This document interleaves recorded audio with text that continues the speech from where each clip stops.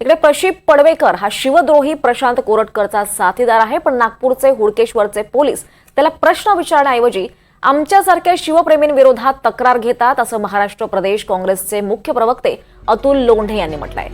कोरटकरच्या संपूर्ण प्रकरणात पडवेकरचा कसा संबंध आहे आणि याचे कोणाकोणाशी संबंध आहेत याचे पुरावे आणि फोटो आपल्याकडे आहेत। आपण लवकरच ते महाराष्ट्रासमोर आणू, असा दावा सुद्धा यावेळी लोंढे यांनी केला आहे।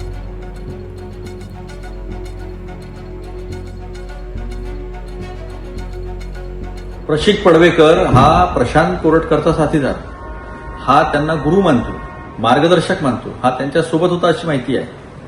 आणि असा महाराष्ट्रद्रोही, शिवद्रोही कोरटकर सोबत राहत असलेला व्यक्ती तो पोलीस स्टेशनमध्ये जातो हुडकेश्वरच्या, त्याची चौकशी तू का प्रशांत कोरटकरला मदत केली, कशी मदत केली, कसे तेलंगणात पळून गेले हे विचारण्यापेक्षा ते आम्ही जे शिवप्रेमी आहोत त्यांच्यावर गुन्हा दाखल करण्यासाठी तिथे तक्रार दाखल करतात आणि त्याची तक्रार घेतल्या जाते।